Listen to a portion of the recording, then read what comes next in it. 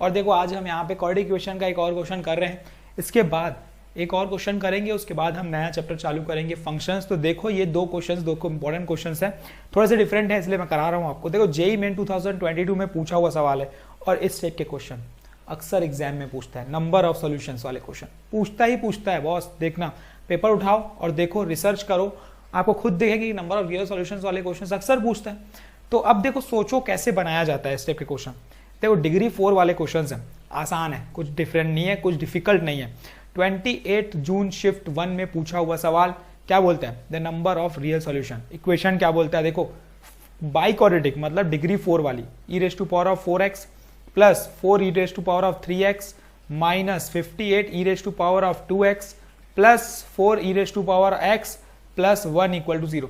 Easy कर देते हैं, थोड़ा सा ईजी कर देते हैं, एक्सपोनेंशियल फंक्शन है भाई, तो हम e⁴x को कुछ लेट कर लेते हैं t।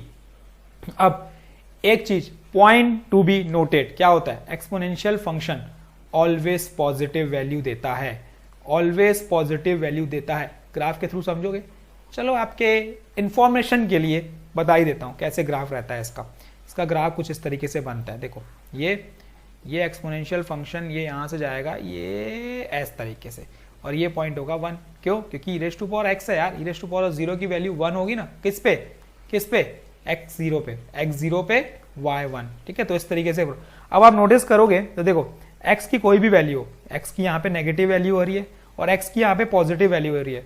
x की नेगेटिव हो चाहे x की पॉजिटिव हो, y हमेशा देखो पॉजिटिव ही रहेगा, y हमेशा देखो पॉजिटिव ही रहेगा। ये जस्ट एक इंफॉर्मेशन दे रहा हूं आपको, कुछ नॉलेज आपकी रहनी चाहिए कि भाई एक्सपोनेंशियल फंक्शन है तो नेगेटिव हो नहीं सकता, काम आएगा, ठीक है, वैल्यूज को एक्सेप्ट और रिजेक्ट करने में काम आएगा आपको ये चीज एक्सपोनेंशियल फंक्शन। तो अब देखो, अब हम बात करते हैं इस क्वेश्चन पे आ जाते हैं। तो जनरल इन्फॉर्मेशन थी, चलो हो गई जनरल इन्फॉर्मेशन भाई, बहुत हो गई जनरल इन्फॉर्मेशन। चलो क्वेश्चंस पे आते हैं अब, ठीक। क्वेश्चन क्या बोलता है समझो, मैंने पुट किया तो ये बन जाएगा t⁴ plus 4t³ minus 58t² plus 4t plus 1 is equals to 0। ये बन गई, थोड़ा इजी हो जाता है। ऐसे क्वेश्चन में सबसे पहले ये चेक करना है कि डिवाइड में अगर मैं t² डिवाइड करूंगा तो कर देते हैं, हमको ऐसे ही बनाना है ना यार, t² डिवाइड करके। तो t⁴ वाले क्वेश्चंस को ऐसे ही करना है, आप डिवाइड कर दो उसको t² के साथ। तो ये देखो कैसे बन जाएगा, ये बन जाएगा t² plus 4t minus 58 plus 4/t plus 1/t²। ये आसान हो जाता है, इससे क्या क्वेश्चन थोड़ा सा इजी हो जाता है। देखो अब आप क्या क्या बना सकते हो, देखो पेयर आप किसको ले सकते हो, इसको पेयर ले लो, इसको पेयर ले लो, क्या बन जाएगा ये t² प्लस 1/t², ठीक है, कोई बात नहीं। और एक इसको और इसको पेयर ले लोगे तो ये बन जाएगा plus 4 common t plus 1/t minus of 58 equal to 0। ये थोड़ा सा दिमाग लगाना पड़ेगा। अब इसको मैं बदल सकता हूँ t प्लस 1/t में, आसानी से बदल सकता हूँ, फॉर्मूला मुझे पता है, t प्लस 1/t का होल स्क्वायर माइनस 2, यही होता है यार, ठीक है, plus 4 of t plus 1/t minus 58 equal to 0। Simplify कर देते हैं, देखो ये बन जाएगा t plus 1/t whole square, t plus 1/t whole square, ठीक है, और क्या था t plus 1/t whole square plus 4t plus 1/t plus 4t plus 1/t plus ये क्या हो जाएगा मेरा -2 minus 58 minus 60 equal to 0, minus 60 equal to 0। अब लेट कर लेते हैं, फिर से क्वाड्रेटिक इक्वेशन बन गई। तो let t plus 1/t equal to p। अच्छा अब एक चीज यहां पे दिमाग में रखो, p की वैल्यू हमेशा ग्रेटर देन इक्वल टू 2 होगी। क्यों, क्योंकि वो t प्लस 1/t हमने लेट किया है। तो देखो t 0 हो नहीं सकता, t 0 हो नहीं सकता, पॉसिबल नहीं है, नॉट डिफाइंड हो जाएगा। t1 अगर हम सब्स्टिट्यूट करते तो 1 प्लस 1 2, तो p की मिनिमम वैल्यू क्या होगी, p की मिनिमम वैल्यू होगी 2, तो मतलब p हमेशा 2 से बड़ा होगा।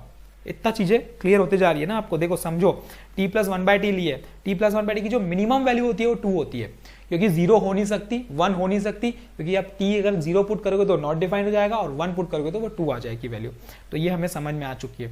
अब बात करते हैं इस पे, p² plus 4p minus 60 equal to 0 निकालते हैं आसानी से, कोई बात नहीं है, क्वाड्रेटिक फॉर्मूले से भी निकाल सकते हैं और हम इजी मेथड भी यूज कर सकते हैं। 60 के फैक्टर्स बाई 10 और 6, ठीक है, प्लस 4 लाना है तो प्लस 10 माइनस 6 बदल दो, ये हो जाएगा -10, ये हो जाएगा +6, ये बन गई, ठीक है। 2 रूट्स आ चुके हैं, p के 2 रूट्स भाई -10 और +6, कोई दिक्कत है इसमें?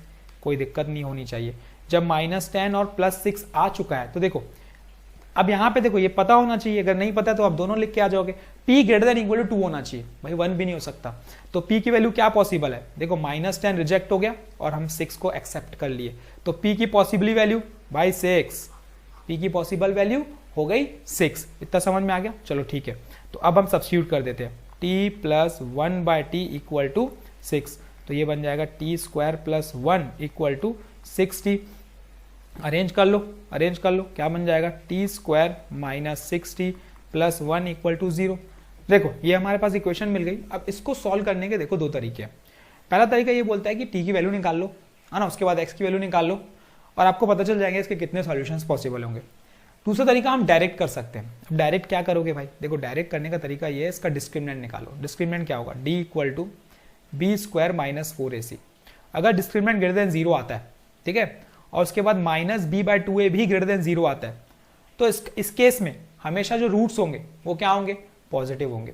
इस केस में जो रूट्स होंगे वो हमेशा पॉजिटिव। डिस्क्रिमिनेंट ग्रेटर देन 0 मतलब roots are real and unequal, ठीक है, दो होंगे रूट्स, इतना पता चल चुका है, और दोनों पॉजिटिव होंगे। और मुझे देखो t हमने माना किसको है? हमने t माना है e⁻x को, तो मतलब e⁻x पॉजिटिव ही होना चाहिए, नेगेटिव हो नहीं सकता। देखो हमने ग्राफ के थ्रू समझा। तो अगर ये केस एग्जिस्ट कर रहा है, जो कि मुझे दिख रहा है, देखो अगर आप सॉल्व करोगे d की वैल्यू तो ये 36 - 4 32 आ जाएगी, जो कि मुझे दिख रहा है d ग्रेटर देन 0 है। और दूसरा -b/2a अगर निकालोगे तो ये कितना हो जाएगा? देखो 6/2 मतलब 3 ग्रेटर देन 0, तो ये भी मुझे दिख रहा है कि -b/2a ग्रेटर देन 0 है। तो ये दोनों चीजें मुझे क्लियरली दिख रही है कि ये एग्जिस्ट कर रही है। तो जब दोनों एग्जिस्ट करेगी, इसका मतलब दोनों रूट्स, इसका मतलब बोथ रूट्स, इसका मतलब समझ लो both roots are real and positive roots. तो जब दोनों रूट रियल और पॉजिटिव होंगे तो इसका मतलब दो रूट ही होंगे उसके, तो नंबर ऑफ रूट्स कितने हो जाएंगे? नंबर ऑफ रूट्स कितने हो जाएंगे? 2। देखो फाइंड क्या करना है उस पर भी ध्यान देते हैं ना। हम क्वेश्चन कहां इजी कर सकते हैं वो इंपॉर्टेंट समझने की बात थी। थोड़ा सा लेंदी प्रोसेस नहीं आता है, नहीं समझ में आता है, तो आप क्या करते हो? सॉल्व करके आप निकाल सकते हो, लेकिन थोड़ा सा टाइम कंज्यूमिंग है। लेकिन हम क्या कर रहे हैं? कॉन्सेप्ट सीख रहे हैं। तो अगर ये छोटे छोटे कॉन्सेप्ट्स हर क्वेश्चन में, हर वीडियो में आपको कुछ ना कुछ एक कॉन्सेप्ट सीखने को मिल रहा है जो कि इंपॉर्टेंट है आपके लिए, तो यही मैं सिखाना हूं कि भाई कॉन्सेप्ट सीखो। ये सब चीजें पॉइंट टू बी नोटेड। भाई कॉपी बना रहे हो, पेन बना रहे हो, तो एक अलग से भाई क्वाड्रेटिक इक्वेशन के जितने भी कॉन्सेप्ट्स हैं, पेपर पर एक कॉपी उठाओ, मैं बता रहा हूं आपको, एक कॉपी उठाओ और जितने भी कॉन्सेप्ट उसमें लिखो की कॉन्सेप्ट। और की कॉन्सेप्ट जब भी आप मेरे क्वेश्चंस देखते हो और उसमें कोई ना कोई एक की कॉन्सेप्ट होता है, वो कॉन्सेप्ट को आप एक जगह पे क्वाड्रेटिक इक्वेशन के कॉन्सेप्ट पूरे एक साथ लिख दो। तो इससे क्या होगा? इससे आपको बहुत फायदा मिल जाएगा। भाई कॉन्सेप्ट कभी याद नहीं आ रहा है, क्वेश्चंस कर रहे हो याद नहीं आ रहा है, तो आप पीछे जाके देख सकते हो, हाँ यार इसमें यही कॉन्सेप्ट लगा है। कॉन्सेप्ट देखो सिमिलर ही लगते हैं, अलग अलग तरीकों में कॉन्सेप्ट वही लगा जाता है, बस तरीका थोड़ा सा अलग रहता है और कुछ नहीं, क्वेश्चंस अलग कर देता है, बाकी तो वही चीजें हैं।